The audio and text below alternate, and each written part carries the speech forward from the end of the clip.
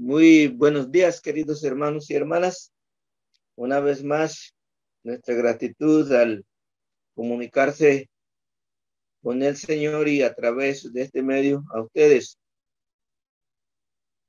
Busquemos en nuestra Biblia en Segunda de Tesalonicenses, capítulo 1, que empezamos hoy esa epístola. Dice capítulo 1, versículo 1 en adelante. Pablo, Silvano y Timoteo, a la iglesia de los tesalonicenses, en Dios nuestro Padre y en el Señor Jesucristo. Gracia y paz a vosotros, de Dios nuestro Padre y del Señor Jesucristo.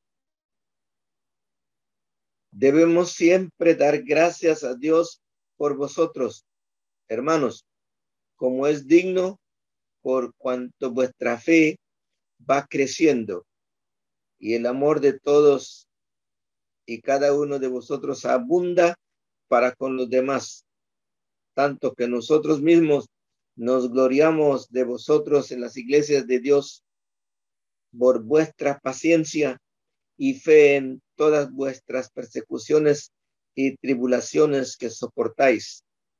Esto es demostración del justo juicio de Dios, para que seáis tenidos por dignos del reino de Dios, por el cual asimismo padecéis, porque es justo delante de Dios pagar con tribulación a los que os atribulan, y a vosotros que sois atribulados, daros reposo con nosotros, cuando se manifieste el Señor Jesús desde el cielo con los ángeles de su poder, en llama de fuego, para dar retribución a los que no conocieron a Dios, ni obedecen al evangelio de nuestro Señor Jesucristo, los cuales sufrirán pena de eterna perdición, excluidos de la presencia del Señor y de la gloria de su poder, cuando venga en aquel día para ser glorificado en sus santos y ser admirado en todos los que creyeron, por cuanto nuestro testimonio ha sido creído entre vosotros.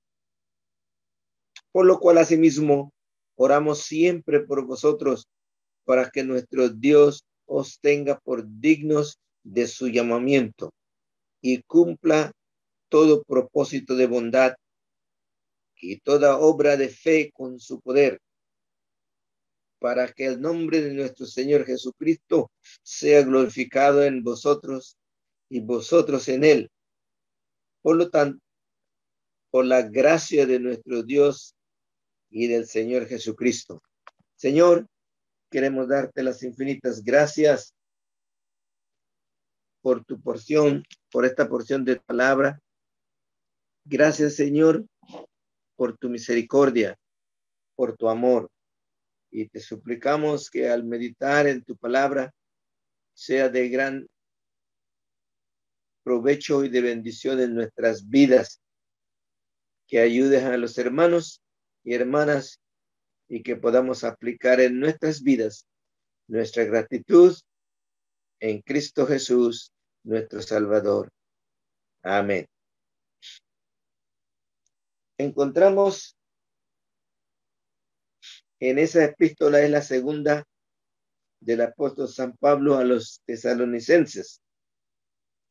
La segunda epístola a los tesalonicenses desarrolla con mayor amplitud el tema del retorno de Cristo, que él ya trató en la primera epístola. Sin embargo, el motivo inmediato de esa redacción o esa carta lo dio la aparición en la ciudad de algunas personas que estaban sembrando inquietudes entre los miembros de aquella iglesia fundada por Pablo. Se trataba de gente exaltada, de ciertos convertidos al cristianismo tal punto insistían en la inminencia del retorno de Cristo y el juicio final, que habían llegado a intranquilizar a los creyentes tesalonicenses.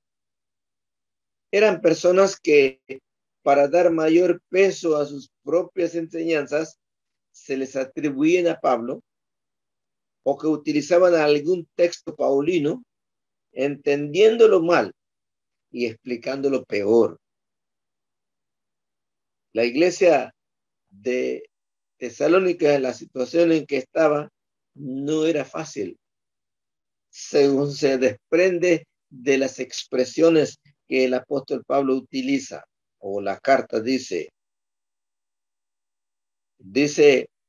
todas vuestras persecuciones y tribulaciones que soportáis, y vosotros que sois atribulados. Pero el apóstol Pablo da gracias a Dios porque, a pesar de todo, los creyentes progresan en la fe, en el amor y en la paciencia con que sobrellevan estos acontecimientos. Su firmeza, dice Pablo, será recompensada, y quienes los persiguen recibirán el justo castigo cuando se manifieste el Señor Jesús desde el cielo. La segunda venida de nuestro Señor Jesucristo y nuestra reunión con Él no es un acontecimiento inmediato, sino que antes tiene que aparecer aquel inicuo, cuyo advenimiento es por obra del enemigo, Satanás. Cierto que ese misterio de la iniquidad ya está actuando, según capítulo 2, versículo 7, y que un día llegará a ser plenamente manifiesto, pero el Señor lo destruirá cuando traiga su juicio y su victoria sobre todos los que no creyeron a la verdad, sino que se complacieron en la injusticia. Esta exposición del apóstol Pablo va seguida de una acción de gracias y algunas breves exhortaciones, y termina el cuerpo principal de la carta con un llamamiento a mantener la disciplina y el trabajo honrado para la mejor convivencia de todos en la congregación. Este libro se trata entonces la persecución de los creyentes en el presente y el juicio de los no creyentes en el momento en que nuestro Señor Jesucristo vendrá en su segunda venida, cuando aparezca en el cielo. La persecución de los creyentes, dice el apóstol Pablo, dará sus frutos, y el juicio de los no creyentes. Pablo, gracias a Dios por el crecimiento de la fe de los hermanos de Tesalónica, la paciencia que ellos tienen y el amor. Encontramos a través de la fundación de las iglesias en todo el mundo, pensando sobre todo en Panamá y sobre todo en nuestra comarca. No conozco una iglesia que no haya sido fundada sin la persecución. Me han hablado mucho de diferentes islas, pero yo quiero tomar como un ejemplo el caso de Tupile. Dice que el misionero llegaba y la gente empezaban a tirar piedras cuando los creyentes se reunían. Ahora hay una iglesia firme. Y así podemos mencionar, por ejemplo, en Mulatupu, en el año 50, cuando empieza la obra, jóvenes que estaban pidiendo de que comenzara la obra del evangelio en Mulatupú.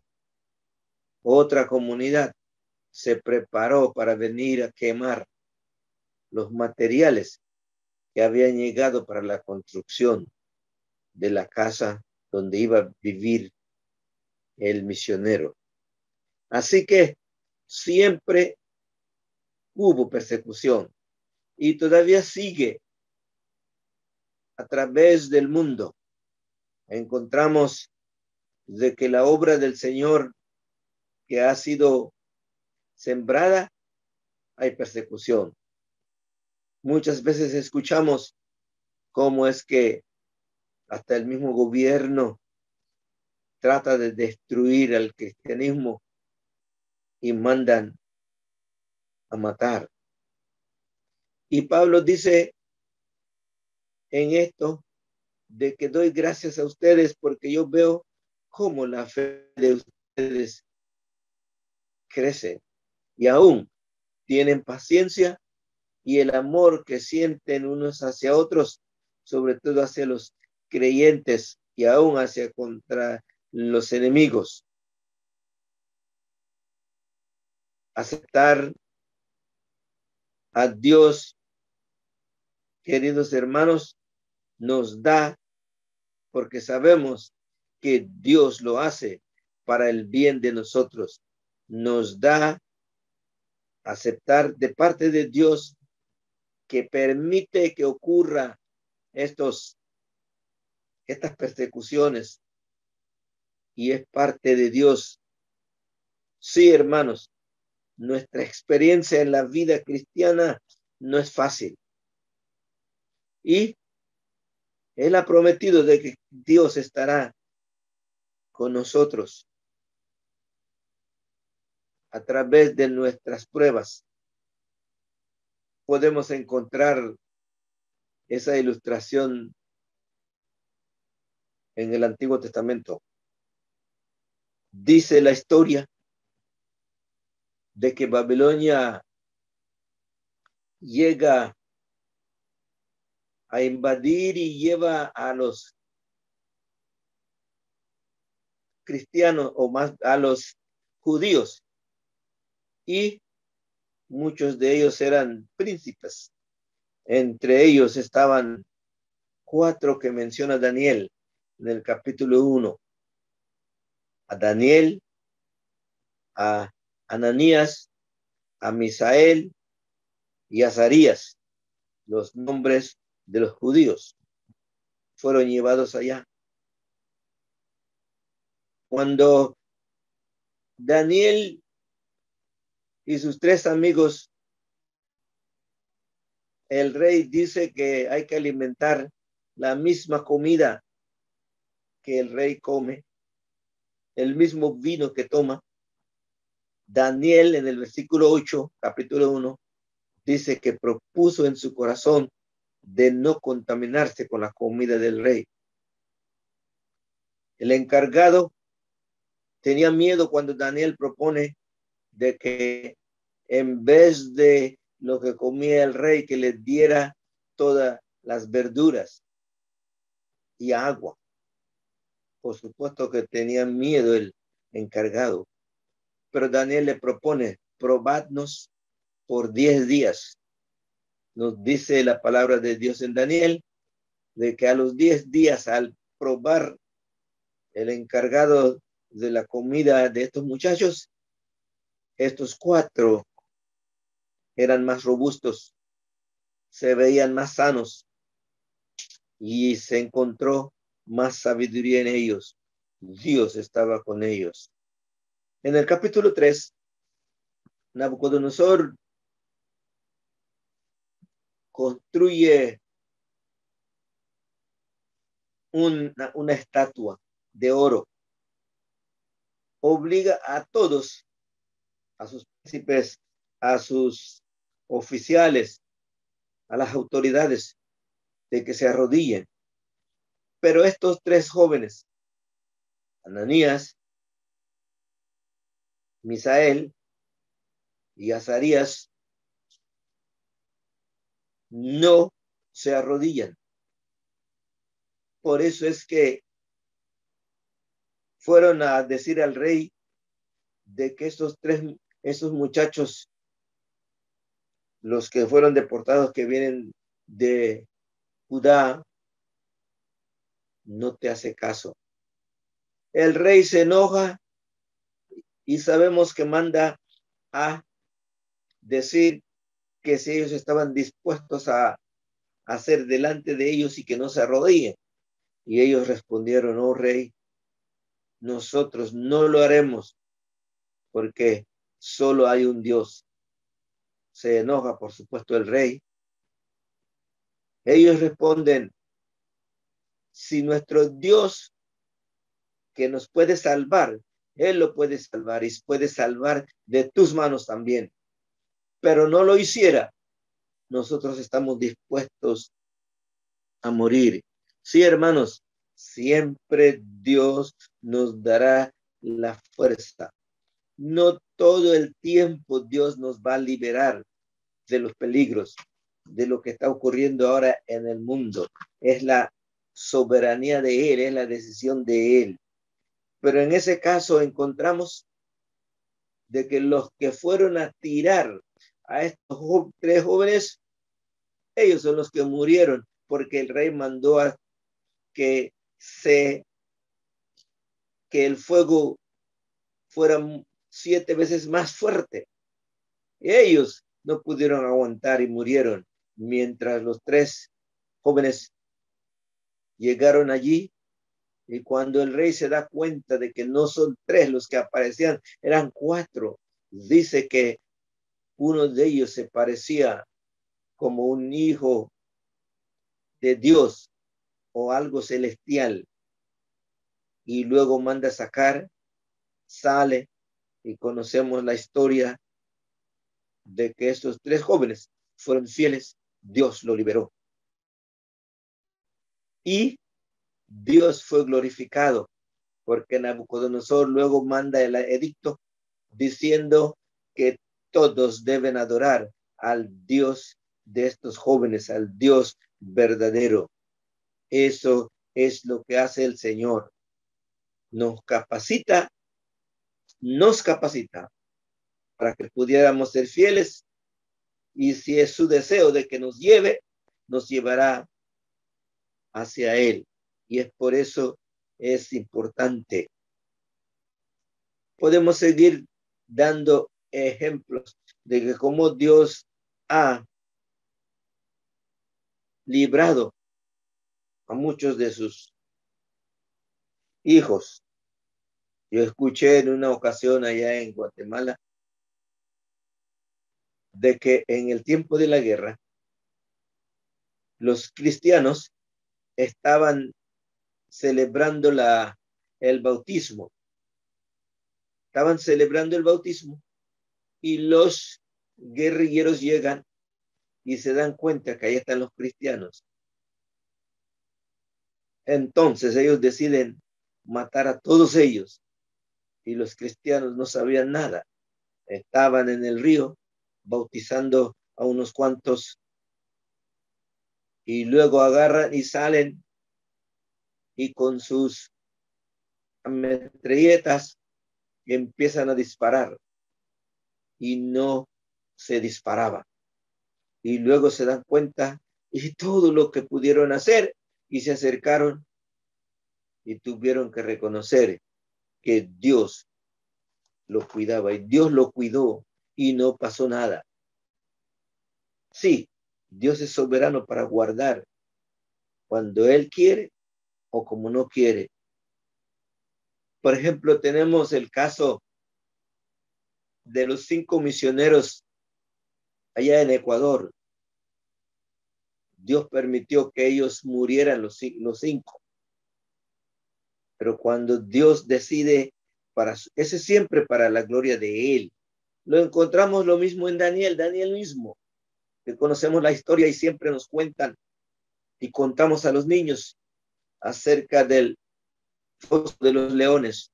Daniel. Los enemigos estaban en contra. Por envidia, acusaron de que Daniel oraba no a Nabucodonosor, sino a otro Dios que es Dios mismo. Darío trató de evitar que matara porque amaba y era su amigo Daniel, pero como había firmado el edicto que para medos y persas es irrevocable, lo llevaron y Darío buscó todos los medios para liberar. Una vez más, Dios lo liberó. Y en la mañanita él se acerca llamando a su amigo Daniel, Daniel, el Dios a quien tú sirves, ¿te pudo liberar? Daniel le responde sí, y sale intacto. Y dice, Dios envió a su ángel para cerrar la boca de los leones. Y los enemigos fueron tirados antes de que llegara, fueron despedazados. No solamente los que habían acusado a Daniel, sino toda la familia. Este es el Dios en que los hermanos de Tesalónica confiaban. La fe que tenían en Dios, pero él no era la fe que salva, sino una fe que produce el amor en el corazón de los creyentes, de que aman unos a otros y aún a sus propios enemigos. Querramos o no querramos, lo natural para el creyente, de que llegamos a amar a aquellos que nos odian. Y hemos escuchado hoy una y otra vez tantos ejemplos de que cómo perdonan los creyentes a los que odian. ¿Por qué? Porque solamente proviene de Dios ese amor. Por eso es que Pablo le decía que yo doy gracias a Dios porque yo escucho que el amor de ustedes crece. El testimonio de ustedes va yendo por todas partes del mundo, porque Tesalónica era un lugar muy especial donde pasaba todo el mundo romano, y se llevaban ese mensaje, ese testimonio de la fidelidad de estos hombres. Queridos hermanos, cuando somos fieles, Dios se glorifica como se glorificó en el caso de Daniel, en el caso de otros más que podemos ver. Sí, el amor será siempre recíproco entre creyentes. La paciencia nos permite sobrellevar en la lucha diaria que tenemos, porque sabemos que Dios está con nosotros. Sí, hermanos, las experiencias duras en nuestra vida, Él estará con nosotros. Así vimos el caso de Daniel y otros más. Nosotros mismos, creo que estoy convencido que podemos escuchar testimonios de nuestros hermanos y hermanas. Es como cuando nosotros viajamos, cuando va uno en el buen camino por carretera, donde la carretera es buena, va tranquilo, pero llega el momento en que a lo mejor hay una señal, un aviso, hay un desvío y el camino no es bueno. Todo lo que hay, los peligros que hay, va yendo despacio, pero nosotros sabemos que pronto saldremos otra vez de ese mal camino y entraremos nuevamente a la buena carretera. Y así es cuando llegamos una vez más a un camino liso, un camino suave y donde vamos adelante. Por el momento, para nosotros, al recordar eso, la esperanza que hay un camino mejor más adelante. Así es, Damos gracias a Dios que las tormentas de nuestra vida, las tormentas que hay, no son eternas esas tormentas. Pasa un tiempo, dice la expresión, después de la tormenta viene la calma. Dios nos envía en muchas ocasiones o permite en muchas ocasiones que tengamos dificultades, algunos problemas. ¿Por qué? Porque es parte del amor de Él para disciplinarnos, para producirnos o que aprendamos a tener la paciencia en nuestra vida y nos permite ver que en el futuro, tenemos una mejor esperanza. Sí, hermanos, siempre estaremos en el versículo 4, nos habla que siempre estaremos en medio de las pruebas. Algunos dicen, he escuchado y en verdad, si uno no tiene ningún problema, ninguna prueba, algo anda mal. Porque nuestro Dios, nuestro amado Padre, nuestro Padre Celestial, siempre nos estará disciplinando.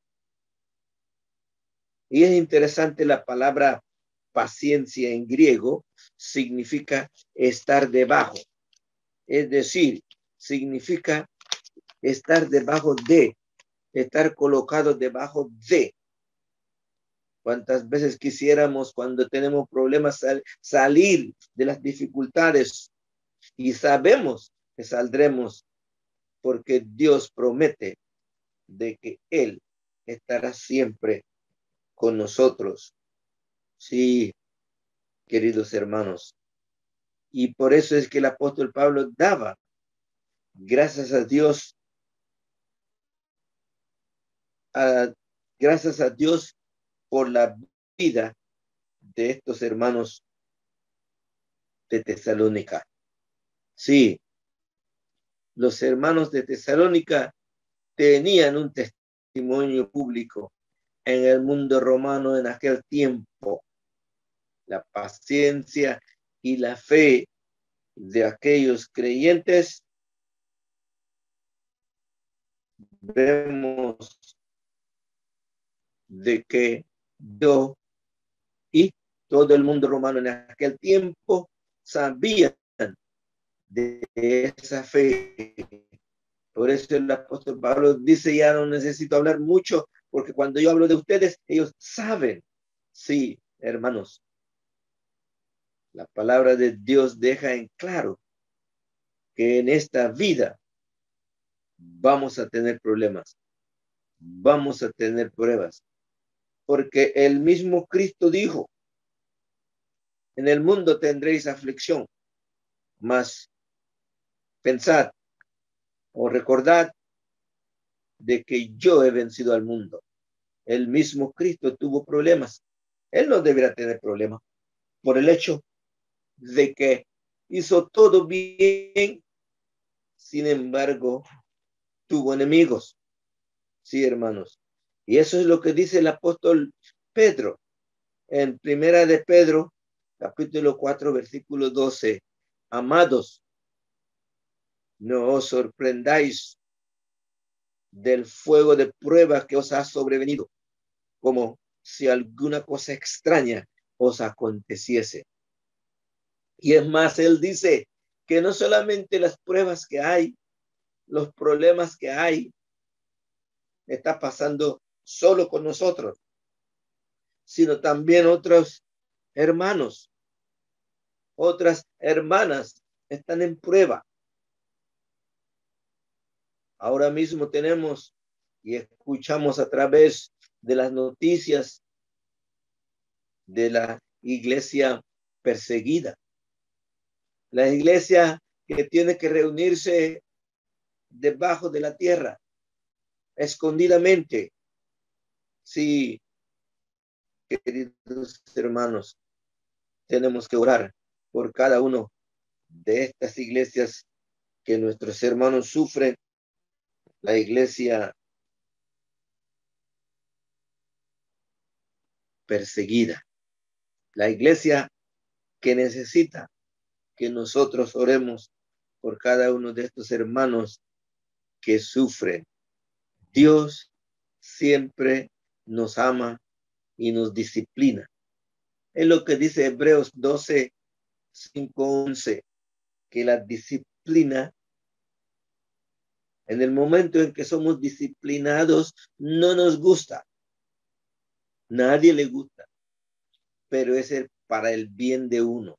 Disciplinamos a nuestros hijos para que anden en el camino correcto, especialmente nosotros los creyentes, en el camino del Señor. La disciplina es muy importante. Otra cosa, dice la palabra de Dios en esta exposición de lo que habla de que cuando Cristo venga, Él vendrá y Él va a castigar a los injustos, aquellos que están persiguiendo a la iglesia, aquellas personas que están haciendo mal a los creyentes. Dice Pablo, es justo que Dios lo castigue. Entonces mucha gente pregunta, dicen, si Dios es amor, ¿por qué lo hace? Es precisamente por la justicia, por su santidad, no por la venganza, sino para demostrar que Él es justo. ¿Quiénes serán perseguidas? ¿Quiénes serán castigadas? Los que no conocen a Dios, dice, los que no obedecen el evangelio, los que no viven de acuerdo a la ley que Dios da. Sí, hermanos, debemos dar gracias a Dios si Dios nos ha salvado, nos ha dado todo lo que nosotros tenemos. Dios ha prometido de que nosotros tenemos su presencia, pero Él no nos ha dicho de que vamos a tener éxito, vamos a tener muchas cosas. Debemos dar gracias a Dios de lo que tenemos. Damos gracias al Señor. Tenemos creyentes millonarios, tenemos creyentes de clase media, tenemos creyentes pobres, sobre todo cuando yo pienso en nosotros. Debemos dar gloria a Dios, así como los ricos, los creyentes estoy hablando, a los pobres. Ellos viven felices con lo que Dios le da y también Él será glorificado. Tanto nos da Dios y nosotros glorificamos a Él de todo lo que nos da.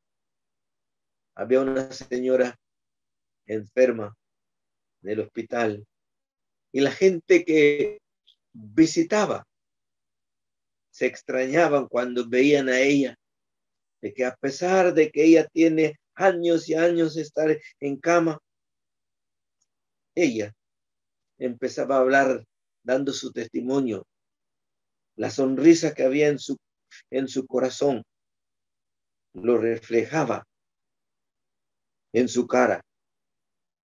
¿Por qué? Porque ella conoce al Señor.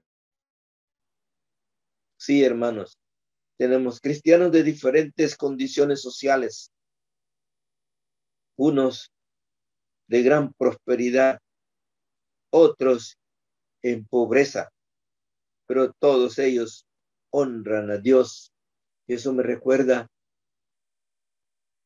de un pastor, de un hermano que me dijo, cuando yo estaba en Ogosuco, pastor, veía a los hermanos muy felices, cantando alegres, andaban felices. Y yo me preguntaba, ¿Por qué están tan felices? No tienen muchas cosas. No como nosotros allá en Estados Unidos tenemos muchas cosas de sobra. ¿Por qué? Porque son cristianos creyentes. Y dice que eso fue que le inspiró y fundó una iglesia de cowboys que llaman, o iglesia de vaqueros en el campo. Y de ahí escuché a él me escribió una vez una carta diciendo, pastor, no voy más a Cunayala, ahora voy a Rumania a llevar las buenas nuevas. Sí, hermanos, eso es lo que hace el Señor, que aunque seamos humildes en el sentido de la pobreza, honramos a Dios y damos gracias a Dios de lo que Dios nos da. Por eso es que los hermanos de Tesalónica estaban felices. Y Pablo les dice, veo la paciencia de ustedes, la fe de ustedes, el amor de ustedes. No solamente ve esto, sino va creciendo. Que así sea, que crezcamos en la paciencia, en amor y en fe. Amén.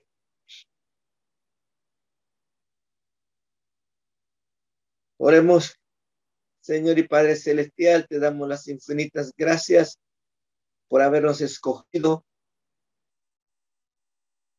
por habernos amado, por habernos salvado.